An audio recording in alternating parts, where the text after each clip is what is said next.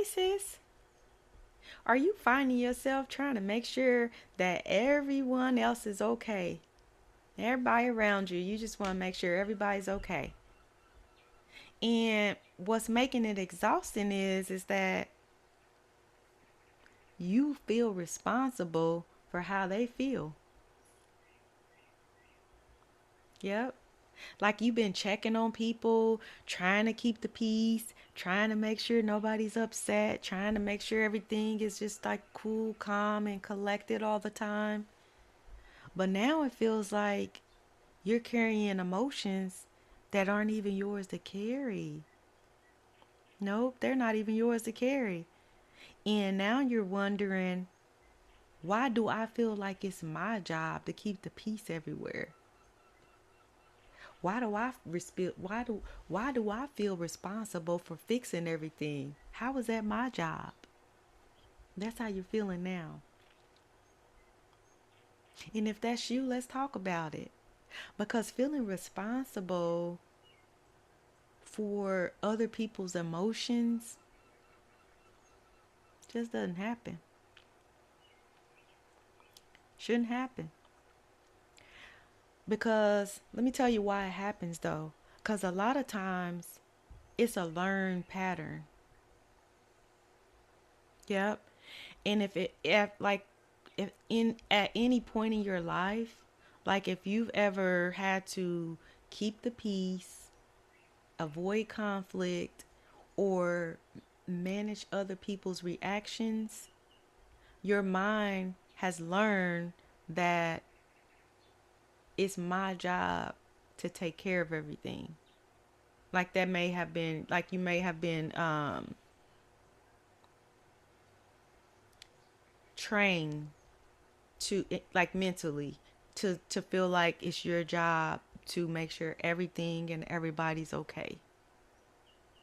Yep. And so what happens is it's like your nervous system, it adapts to those environments.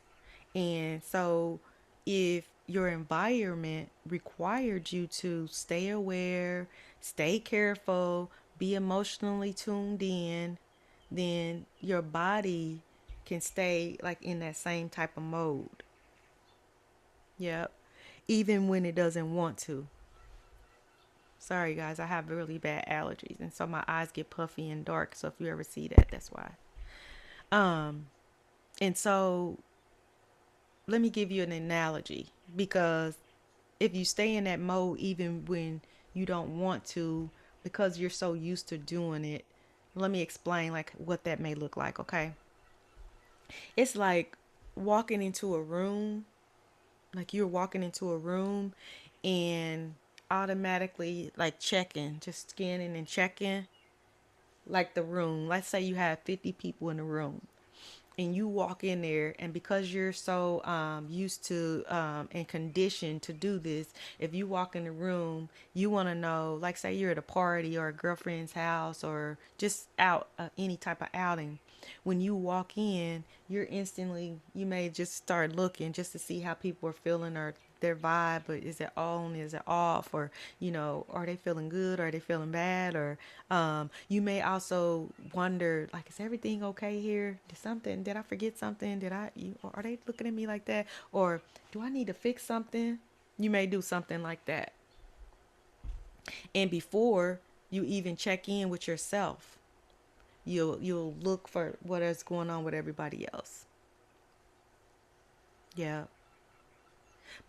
And you do that not because you want to, but because it feels like it's a choice. That like it doesn't feel like it's a choice. Like you feel like you have to do it and check on everybody else first, and then I'll come to me last. That's how it makes you feel, and it's kind of like automatic. That's why I said it's not something that's intentional. It just kind of happens.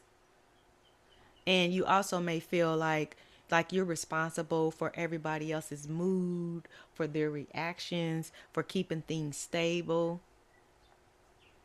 even when it costs you your own peace though, because you still worried about how everybody else is doing, and are they good, are they comfortable, do you have what you need, but yet you don't even make sure you have what you need first to make sure you're comfortable. Yeah. And that will cost you your peace. So if you were in environments too, like where like you grew up or you for a long time you were in environments that were like emotions was like unpredictable or tensions needed to be managed, or you had to even adjust just to feel safe, then what happens is that part of you, it actually learned what it taught you was is that if I just keep things calm, I'll be okay. Just from being in that type of environment, it has trained you to feel like, or it could have trained you to feel like that. And so that pattern, like if it happened in childhood or adolescent, it can follow you into adulthood. And then let's talk about what happens with inside your body. So that constant awareness that you have or may have, that pressure to fix and that emotional weight, that's your nervous system staying in its protective role and mode, trying to protect you. And it's trying to prevent conflict, even though it's not yours to carry and it's not your conflict, but because your body has been trained like that, then it automatically tries to fix conflict. And your mind may say things like, I just care about people. Or your body may be saying, I feel responsible for what happens next. Yep. But this is where you can change things, because you can start asking yourself, like, you could say, is this mine to carry? Is this mine to carry? Or am I taking this on? So that's how you kind of distinguish, okay, is this mine to carry? Is this whatever your name is? Like I'm Melinda. Is this Melinda's to carry, or am I just taking this on? Okay. And what happens is when you ask yourself that question, then it creates like a space, because it makes you pause to ask yourself, hold on, am I taking this on? Is this even mine to carry? Am I taking this on? You know? So you can also remind yourself that I can care about somebody without carrying them. Mm-hmm. Because guess what? God never asked you to carry what's not yours. He didn't ask you to carry nobody else's weight or be the heavy lifter. That's God's job, not ours. Okay? And so there's a difference between love and responsibility. Yep. And you're not responsible for managing somebody else's emotions. We are not responsible for managing anybody else's emotions, okay? And so if you've been feeling like you have to fix everything or make sure like everybody's okay, please hear me, sis. You're not selfish for letting go. You're not wrong for choosing peace. And you don't have to carry what was never yours to carry. You don't even have to carry it because it was never yours to carry in the first place. Okay? So learning that within itself will be part of your healing. It starts your healing journey. Okay? So I hope this message helped you. And if it did, please like and subscribe. We're trying to grow the channel. This is a new channel.